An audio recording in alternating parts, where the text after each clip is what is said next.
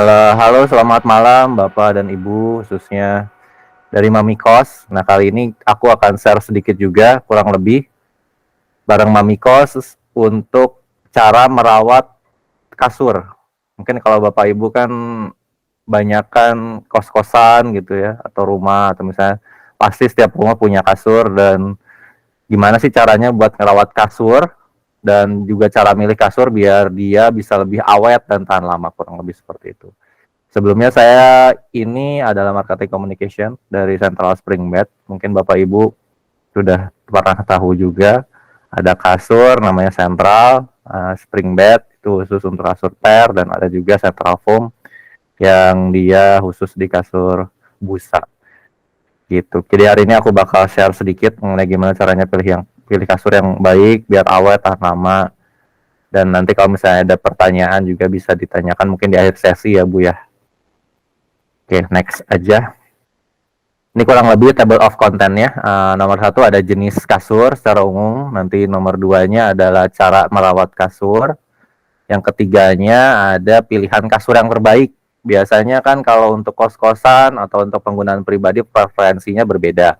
Mungkin ada yang ingin kasurnya keras, atau kasurnya empuk, atau kasurnya itu besar, atau kasurnya kecil, kan itu preferensi masing-masing. Tadi kemudian di sesi terakhir akan ada diskusi gitu. Kemudian selanjutnya, menurut kami kasur yang terbaik itu nggak harus mahal, nggak harus juga pricey, nggak harus juga mewah, tapi juga akan disesuaikan dengan kebutuhan. Misalnya luas ruangan, atau misalnya luas kamar, atau misalnya luas bangunan, itu juga akan sangat berpengaruh.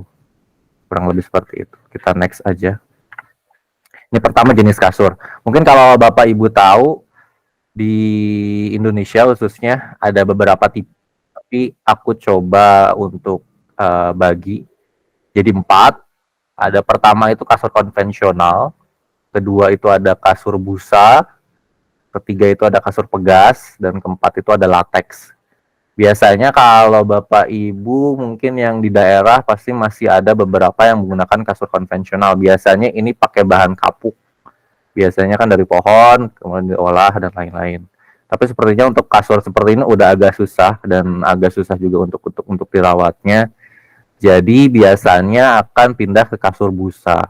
Kasur busa pasti nggak asing sih kalau buat Bapak Ibu, khususnya yang di kamar kosnya atau di penginapannya atau di hotelnya menggunakan kasur busa. Ini adalah salah satu kasur yang paling awet. Selain itu juga harganya terjangkau. Terus juga biasanya bisa ngikutin density busanya. Jadi ada yang keras, ada yang empuk gitu. Ini salah satu kelebihan kasur busa, pasti murah ya. Terus yang ketiga adalah kasur spring bed atau pegas. Kasur pegas ini dia sangat populer. Dia pakai coil semacam per. Ada beberapa jenis per sebenarnya, mungkin bisa dijawab di kolom diskusi. Ada per pocket spring ini, atau juga biasanya ada juga per bonel spring. Biasanya ini cirinya sangat populer karena awet. Biasanya perusahaan bisa kasih garansi 10 tahun, 15 tahun, sampai 20 tahun untuk kasur pegas. Dan biasanya dipadu-padankan juga dengan busa gitu. Cuma yang agak jadi kelemahan dari kasur spring bed adalah mahal, biasanya lebih mahal dibanding kasur busa atau kasur konvensional berbahan kapuk. Kemudian yang keempat, yang paling banyak digunakan sekarang juga adalah kasur berbahan latex. Latex mungkin tahu ya, semacam karet yang disadap gitu dari pohon, kemudian diolah, dipres, dan menjadi kasur. Biasanya harganya sangat lumayan mahal juga ya, biasa ya lumayan mahal lah. Dan pasti juga ada kasur angin, tapi biasa kasur angin sangat jarang digunakan ya untuk tidur sehari-hari. Next aja. Nih, kalau untuk selanjutnya adalah gimana sih cara merawat kasur yang baik. Biasanya ada beberapa, mungkin saya bagi jadi 4 juga biar mudah Bapak Ibu.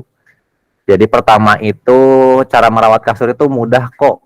Caranya pertama adalah, kalau misalnya kasur itu kan kadang bisa ditidurin siapa aja. Mungkin bisa pengguna kos atau bapak ibu sendiri atau anak atau mungkin anak kecil atau lansia. Biasanya kasur itu akan cepat rusak apabila terkena cairan. Cairan itu banyak, bisa pipis, bisa pipis anak, ya, bisa juga air, atau bisa juga ketumpahan makanan yang berbahan cair atau minuman. Salah satu caranya adalah menggunakan mattress protector. Itu sangat banyak sih, agak banyak juga di Indonesia mattress protector, banyak ukurannya dari yang kecil sampai besar. Itu kita bisa gunakan. Terus kedua, cara merawat kasur adalah dengan mencuci spray. Diusahakan kalau misalnya mau ngomong periodenya berapa lama, diusahakan ya seminggu sekali. Kalau misalnya seminggu sekali nggak bisa ya 2 minggu sekali. Tapi kalau 2 minggu sekali nggak bisa, ya diusahakan sesegera mungkin apabila spray atau misalnya bed cover itu kotor.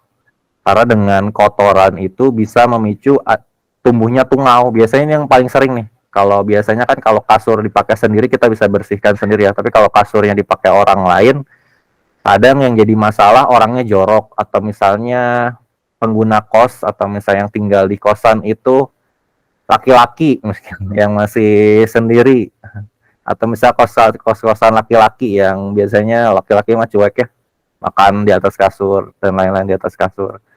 Itu juga akan mempercepat dari itu tadi, kasur itu sendiri jadi rusak gitu. Apalagi yang berbahan per ya. Kalau yang berbahan per itu kalau kena air itu bisa kemungkinan berkarat, dan karat itu bisa menyebabkan banyak hal. Bisa salah satunya bunyi, kemudian bisa salah satunya juga jadi pernya keluar gitu dan lain-lain. Terus cara ketiga adalah putar kasur cara berkala. Ini kadang yang biasanya saya sangat sarankan untuk semua orang lah, khususnya yang pakai kasur pegas. Kalau busa sih nggak masalah, tapi bisa juga digunakan hal ini.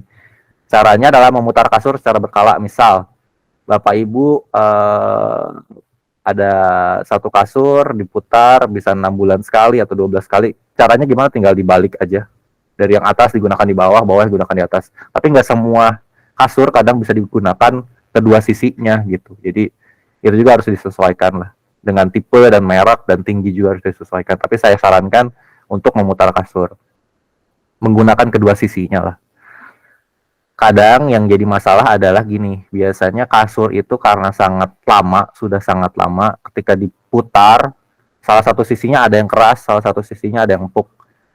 Nah, itu juga harus kita cek ya. Makanya pasti kasur ada usia pakai juga, kasur juga ada garansinya juga, jadi kita harus sesuaikan dengan periode bagaimana kita menggunakan kasur. Apalagi kalau orang lain yang pakai apa gitu. Terus keempat, yang terakhir adalah tadi balik lagi dari semua hal, kalau kasur itu harus segera dibersihkan apabila kotor. Makanya kenapa biasanya di hotel atau di penginapan mereka menggunakan warna putih, karena sangat lebih mudah membersihkan kain berwarna putih dibanding kain berwarna ya. Tinggal dibom aja pakai pemutih, bersih semua, selesai gitu.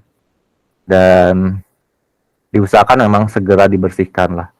Jangan sampai numpuk jamur atau tungau. Biasa di jahitan, di samping jahitan itu ada tungau atau kutu busuk lah biasanya orang sebut. Terus gimana sih kalau misalnya kita mau cari kasur yang terbaik? Biasanya gini ya, kalau kasur itu adalah balik lagi ke preferensi Bapak Ibu memilih kasur. Segi budget, pertama, kedua adalah segi penggunaan. Kalau misalnya kasurnya ruangannya kecil, saya sarankan memang gunakan busa saja sih cukup. Busa tuh banyak, ada rebondit, mungkin Bapak Ibu udah tahu. Kemudian ada juga busa foam biasa, atau juga ada juga busa campuran.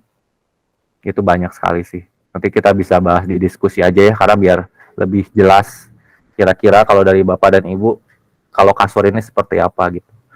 Kemudian juga cara pilih kasur terbaik selain dari budget dan tadi ruangan. Ketiga adalah menyesuaikan dengan ukuran kasur. Kadang yang jadi masalah adalah ketika memilih kasur dengan ukuran besar. Itu agak banyak tricky ya, maksudnya agak lumayan tricky lah. Kalau untuk central spring bed dan central foam kan dia tanpa vakum ya Pak. Biasanya kasurnya konvensional nggak divakum. Tapi kalau misalnya Bapak Ibu tahu in the box, itu salah satu produk kita juga. In the box itu di dalam vakum, di vakum gitu kasurnya. Jadi ketika dibawa ke lantai 12 atau ke lantai 13 atau mungkin tangga yang sempit, masukin kasur itu akan menjadi lebih mudah karena kasurnya di vakum. Seperti itu sih. Next aja. Nah ini kalau untuk kos-kosan lah ya, kita ngomong dulu untuk kos-kosan. Kira-kira seperti apa sih atau pilihan kasur terbaik untuk kos-kosan seperti apa sih? Kita bagi dua aja ya. Cara termudah adalah membagi kasur jadi kasur busa dan kasur pegas untuk kos-kosan. Pertama, kalau kasur busa itu kelebihannya berat yang ringan, karena ringan dia. Terus kedua, harga yang murah. Biasanya mulai 600 ribuan dia kasur busa udah ada tuh di ukuran kecil. Kemudian ketiga, perawatan mudah karena ketika basah tinggal dijemur sampai kering di bawah sinar matahari. Kalau misalnya ketika kamar mau dibersihkan tinggal diberdirikan, mudah. Tapi banyak juga kekurangan dari kasur busa. Ada beberapa sih, nggak banyak. Yang pertama adalah tidak cocok beban berat. Biasanya mungkin kalau kos-kosan yang menerima orang dengan berat badan yang cukup tinggi gitu ya, pasti itu nggak cocok pakai kasur busa. Kemudian juga yang kedua adalah tidak terlihat premium. Biasanya kos-kosan yang menggunakan atau penginapan yang menggunakan kasur busa memang menengah atau menengah ke bawah gitu ya, kawasan mahasiswa dekat kampus, kurang lebih seperti itu. Kecuali kalau misalnya pakai busa yang density tinggi sih bisa kayaknya buat yang agak berat ya. Terus yang ketiga biasanya nggak tahan lama, itu ada masalah pasti di usia pakai busa. Biasanya kalau kena air atau lembab itu biasanya pasti akan cepat rusak kalau busa itu. Terus kalau kasur pegas itu pengalaman tidur lebih nyaman tentu. Pertama adalah pengalaman tidur lebih nyaman karena kasur pegas tuh banyak Pak jenisnya. Ada kasur pocket spring, ada kasur bonel spring. Nanti mungkin saya bisa share di akhir presentasinya biar lebih kebayang juga. Terus yang kedua adalah lebih awet dan juga lebih tahan lama pasti. Karena biasanya kasur pegas ini pabrikan atau misalnya merek-merek itu biasanya ngasih garansi lumayan lama. Biasa ada yang minimal 10 tahun, ada yang 15 tahun, ada mungkin yang sampai 20 tahun. Terus yang ketiga adalah lebih tahan berat. Biasanya kasur pegas karena dia menggunakan coil, atau menggunakan pair pocket, atau pair bonel, atau misalnya pair, banyaklah jenis pair. Dia biasa lebih tahan berat. Biasanya 80 kilo, 90 kilo masih bisa, tergantung tipe kekerasan pairnya juga. Terus tapi kekurangannya biasanya yang pertama adalah lebih berat, nggak bisa diberdirikan lagi. Biasanya kan kalau kasur gini, nggak bisa diberdirikan seperti ini. Kenapa nggak bisa diberdirikan? Karena mungkin beberapa brand atau merek dia pasti dia tidak membolehkan memberdirikan kasur itu karena pairnya dia bisa turun, bisa merusak pair yang lain karena dia salah satu dijahit kan, salah satu pair dengan pair lain itu dijahit. Terus kedua harganya biasa lebih mahal, tentu lebih mahal dari kasur busa. Dan yang ketiga biasanya lebih sulit buat dipindahkan, mungkin di lantai-lantai tinggi yang tangganya kecil, ukuran kasur yang besar, itu juga ada PR ya. Tapi ada kelebihan lain, biasanya kelebihan lainnya adalah kasur pegas ini cocok untuk kos-kosan atau penginapan yang kelasnya mungkin premium, semi premium, itu lebih cocok pakai kasur pegas. Kalau saran dari kami sih seperti itu. Terus ini ada beberapa skema mungkin kalau seperti pohon keputusan lah yang sentral buat. Kalau misalnya pilih kasur yang tepat seperti apa sih? Nah, pertanyaan pertama adalah jawab dulu.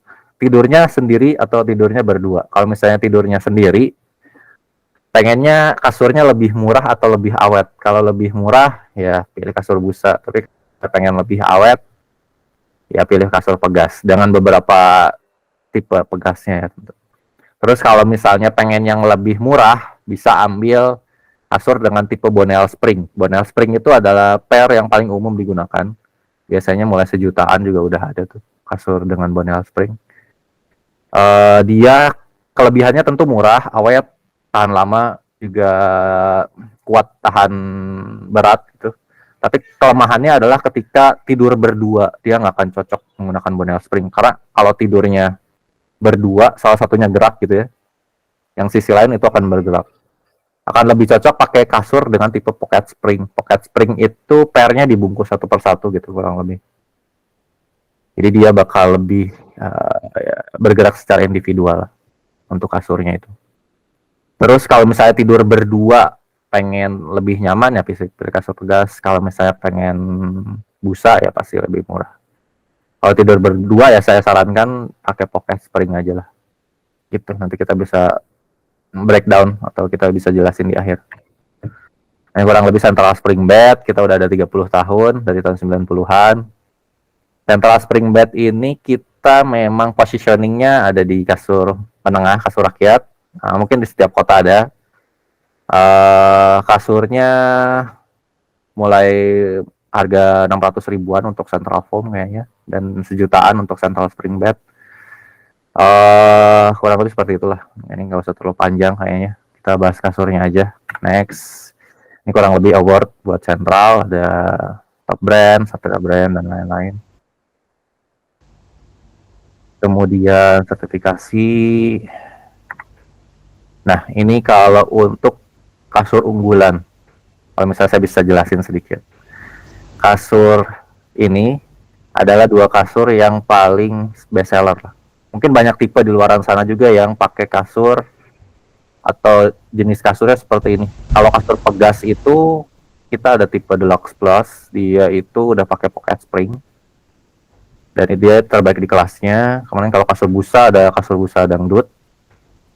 Mungkin kalau Bapak Ibu pernah nonton di KC atau misalnya suka sama Suri Insomnia, kita juga lagi collabs untuk Central ini. Berbeda dengan In The Box ya Pak. Kita next aja, saya terlalu brand banget. Ada beberapa tipe kasur juga yang terbaik, ada Deluxe Plus Pocket Spring, ada Deluxe Multi Bed, ada juga Deluxe. Dia cocok bisa digunakan di tempat yang tinggi, pakai divan gitu ya, 10 cm tambah 20, atau juga bisa langsung disimpan di lantai. Gitu, kayaknya nggak akan lama sih. Next, ini untuk Central Dangdut. Ada Central Foam Dangdut, kasur bestseller juga, harganya murah, banyak di mana-mana.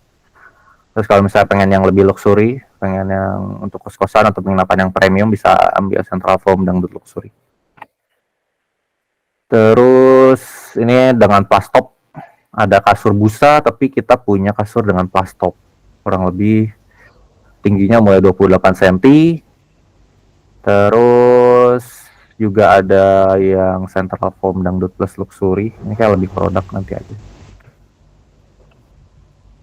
Nah, kalau untuk produknya bisa cek di Instagram kami, sosial media juga.